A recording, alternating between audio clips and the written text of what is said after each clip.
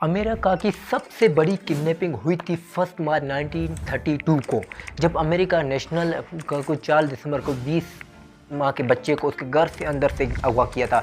ये उस टाइम का सबसे बड़ा वाक़या था। पुलिस, मीडिया और पूरी गवर्नमेंट उसकी ऊपर ही तलाश कर रही थी, पर मसला ये था कि कोई पुलिस फोर्स के इन्वेस्टिगेशन के बावजूद पुलिस को एक भी सुराग नहीं मिल रहा था जिससे वो किडनैपर को ढूंढ सके। ना पूरे घर में उसके खिलाफ कोई भी निशान था, ना फिंगरप्रिंट से, ना कोई चीज़ था, ना पूरे घर में कोई उसको देखा। उस घर में सिर्फ 6 अफराद मौजूद थे। हर टाइम उस घर में एक मियाँ मौजूद होती थी उसका ख्याल रखने के लिए। पुलिस हैरान थी कि आखिर कैसे वो किडनैपर इतने लोगों के होते हुए घर के बीच से इतनी आराम से बच्चे को ले जा सकता है, और किसी ने उसको देखा तक नहीं। एक बार तो पुलिस को कंफर्म इस पूरे मामले में घर का कोई बंदा शामिल लाजमी है। महीनों गुजर गए, पुलिस ने हर तरह से सबसे पूछताछ की और हर तरह से उस किडनैपर को ढूंढने की कोशिश की, लेकिन पुलिस के हाथ कुछ भी नहीं लगा और हर तरह से उसको किडनैपर को ढूंढा। लेकिन आखिरकार 1.5 साल बाद पुलिस ने उस किडनैपर को पकड़ ही लिया। अब सवाल ये होता है कि पुलिस को पकड़ा तो 1.5 साल तक क्या करता रहा, और 1.5 साल तक क्यों नहीं पकड़ पाई। ये कहानी शुरू होती है 1 मार्च 1932 को, जब जैस्मिन बर्के अपनी बीवी के साथ अपने रूम में था और उनका 20 माह का बच्चा ऊपर वाले फ्लोर पर सो रहा था। बेटे के साथ हर टाइम मेटिगोना की औरत एक होती थी जो उसका ख्याल रखती थी। रात के 9 बजे चांस विल्बन कमरे ज़ोर ज़ोर से खटकता है और कोई चीख चीख कर उसको बुला रहा होता है। चांस ने भाग कर दरवाज़ा खोला तो सामने बच्चों को संभालने वाली एंडी खड़ी थी। उसने रोते हुए कहा, चार्ल्स को बताया कि बच्चा कमरे में नहीं है। पूरे घर में उसको ढूंढा लेकिन बच्चा नहीं मिला।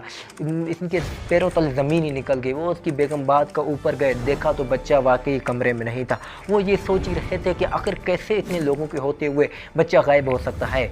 तो इतने में उसकी बीवी को खिड़की के पास एक ख़त मिला जिसमें लिखा हुआ था, चार्ल्स तुम्हारा बेटा मेरे पास है।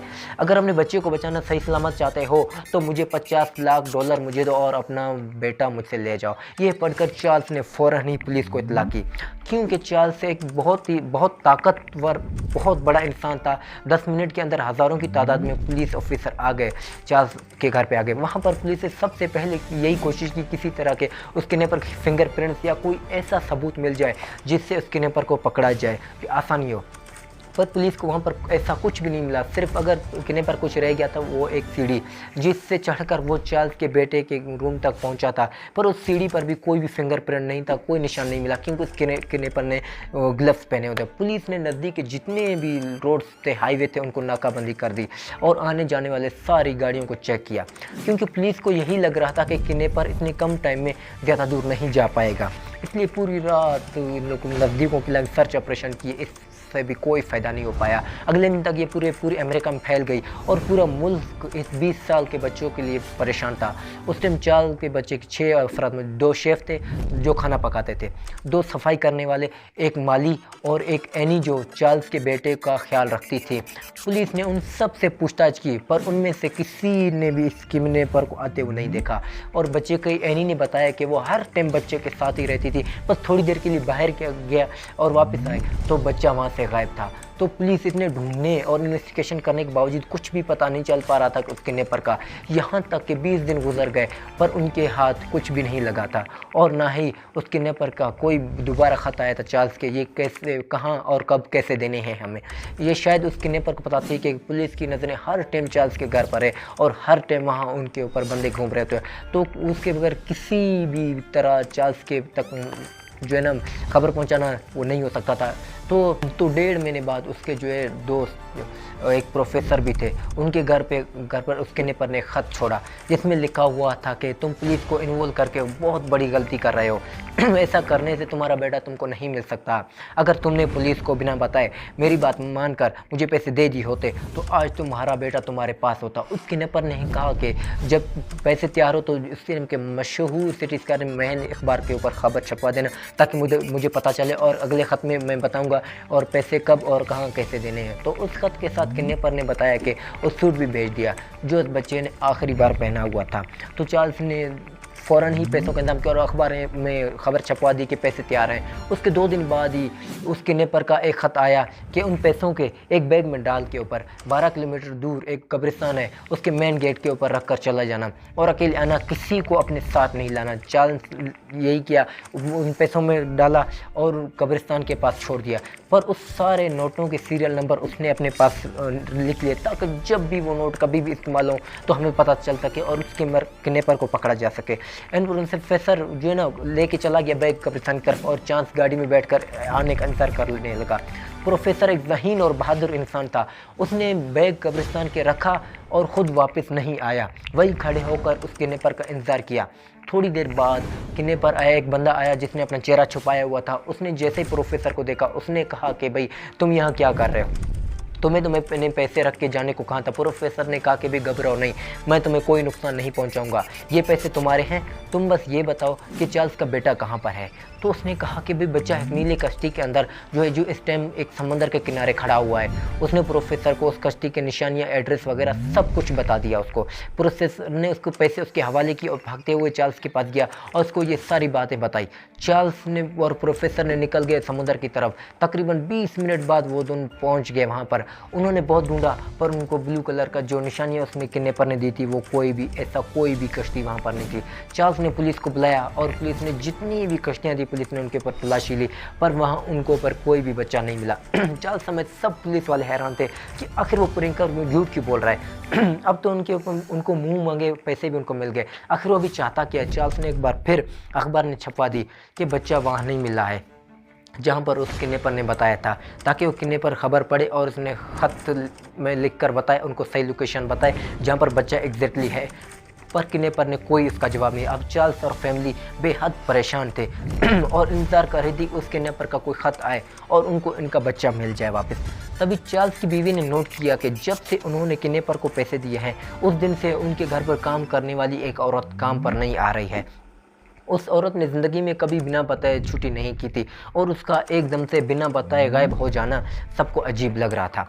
चार्ल्स ने ये बात पुलिस को बताई और पुलिस ने उसको ढूंढना शुरू कर दिया और जब पुलिस ने उसके घर तक पहुंची तो उसके घर पे ऊपर ताला लगा। अब पुलिस के ऊपर फोकस उसकी औरत के ऊपर था, उसको ढूंढने को ऊपर लग गया क्योंकि पुलिस को शक था कि क्योंकि इस किडनैपर के साथ इस औरत को कोई ना कोई लिंक है। पुलिस ढूंढ ही रही होती है कि पुलिस एक खबर मिलती है, एक ट्रक ड्राइवर को लोड के करीब एक बच्चे की लाश मिलती है। पुलिस जब वहां पर पहुंची है, जब इन्होंने चेक किया तो इनकी बच्चे की उम्र की 20 माह ही थी। लाश का चेहरा सही से समझ नहीं आ रहा था क्योंकि वो कई दिन पुराना था और गला हुआ था। तो पुलिस चार्ल्स को भी इसके बारे में बताती है और बच्चे की लाश को मेडिकल के लिए भेज देती है ताकि पता किया जा सके कि बच्चे का क्या है। जब इसका जो मेडिकल रिपोर्ट आया तो पता चलता है चार्ल्स सिलेंडर का ही बेटा है और कोई भी नहीं था, इस बच्चे इसका ही होता था। चार्ल्स अपने बच्चे की लाश देखकर अपने बिल्कुल पूरी तरह टूट गया था कि इसको समझ नहीं आ रहा था कि पैसे मिलने के बावजूद उस किडनैपर ने के बेटे को क्यों मारा। चार्ल्स दिन भर में पुलिस से कहा चाहे जितने ही पैसे लगे और जो भी हो मुझे मेरे बेटे का कातिल चाहिए। पुलिस के पास उस किडनैपर का कोई सबूत नहीं था, बस जिस औरत ने चार्ल्स के पर घर काम छोड़ दिया था पुलिस ने उसको ढूंढना शुरू किया। एक हफ्ते बाद उस औरत के उसके बेटे घर से पकड़ दिया और उसे पुलिस स्टेशन लाया। उसको और औरत ने बताया कि उसकी बेटी का तबीयत से नहीं था इसलिए वो काम पर नहीं आ रही थी, कुछ दिनों बाद आ जाएगी। पुलिस ने 4 घंटे तक उसको बिठाया, पुलिस स्टेशन में बिठाए रखा और तरह तरह के सवालात किए। उसने पुलिस के सारे सवालात दिए मगर पुलिस को उसके जवाब समझ नहीं आए। कोई सबूत ना होने की वजह से उसको छोड़ दिया पर बहुत डराया धमकाया और एक हफ्ते बाद फिर से पुलिस स्टेशन आने को कहा। जब एक हफ्ता गुजर गया तो औरत जब पुलिस स्टेशन नहीं आई तो पुलिस के घर पर गई और दरवाज़ा खटखटाया तो उसका किसी ने दरवाज़ा नहीं खोला। बहुत देर दरवाज़ा खटकाने के बाद भी किसी ने जब नहीं खोला तो पुलिस ने दरवाजे को तोड़ दिया और अंदर चले गए। जैसे पुलिस अंदर चले गए तो वो हैरान रह गए क्योंकि उस औरत ने खुदकुशी कर ली थी और उस औरत से उसकी लाश मिली। अब पुलिस को कोई रास्ता नहीं नज़र आ रहा था कि उस किडनैपर का मतलब उसको तभी पकड़ा जा सकता था जब वो इन पैसों को इस्तेमाल किया जा सकता था क्योंकि पुलिस ने उनके सब जो है ना प्रिंट करके रख दिए थे, सीरियल नंबर हर दुकानदार को दिए थे ताकि कोई भी इस सीरियल नंबर वाले को नोट को लाता है तो पुलिस को इत्तला करता है। 1 साल गुजर गया पर ये नोट कहीं भी इस्तेमाल नहीं हुए थे और सब ने उस किडनैपर को पकड़ने की उम्मीद छोड़ दी थी। आखिरकार 1.5 साल के बाद पुलिस स्टेशन को एक पेट्रोल पंप से इत्तला मिलती है कि उनके पास एक नोट आया है जो उन सीरियल से मैच करता है। पुलिस फ़ौरन उसके पास पहुंची। जब चेक किया तो कि वाकई उन्हीं नोटों में से एक नोट था। पुलिस ने वो पेट्रोल पंप वाले से पूछा कि उस शख्स को जानते हो? तो उसने कहा कि मैं जानता तो नहीं हूँ उस शख्स को, पर मैंने उसकी गाड़ी का नंबर नोट किया है क्योंकि मुझे इस शख्स थोड़ा अजीब लग रहा था और बहुत जल्दी में था। पुलिस ने जब गाड़ी का नेट चेक किया, उसका डेटा निकाला तो वो गाड़ी ब्लू रिचर के कारपेंटर के नाम से थी। तो पुलिस ने उसको ढूंढना शुरू किया और उसी दिन उसके घर से अरेस्ट कर लिया गया। जब उससे पूछा गया तो ये नोट तुम्हारे पास कैसे आए, तो उसने कहा कि ये पैसे मेरे नहीं है, मेरे दोस्त के हैं जो इस वक्त अमेरिका से बाहर है। पर पुलिस ने उसके ऊपर यकीन नहीं किया और पुलिस ने उसके घर की तलाशी ली। तलाशी लेने का सोचा, जब तलाशी ली पुलिस उसके घर से वही पैसे और वही हर चीज़ मिला और वही चीज़ मिली जिससे सीढ़ी उस घर से सीढ़ी मिली उसी तरह की, और उस घर से बहुत से ऐसे जो है ना सबूत मिले जिससे पता चल रहा था कि भाई इसी ने ही किडनैपर पर है और यही कातिल है।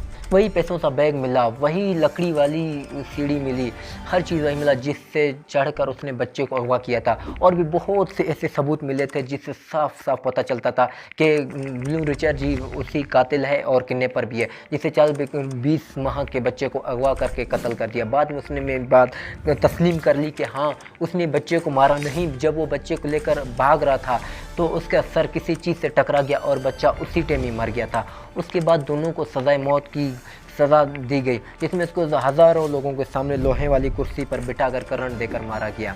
ये थी हमारी आज की वीडियो। आई होप आपको पसंद आई होगी और मैं और आप मिलेंगे किसी नए वीडियो में। तब तक अपना आप बहुत सारा ख्याल रखें। अल्लाह।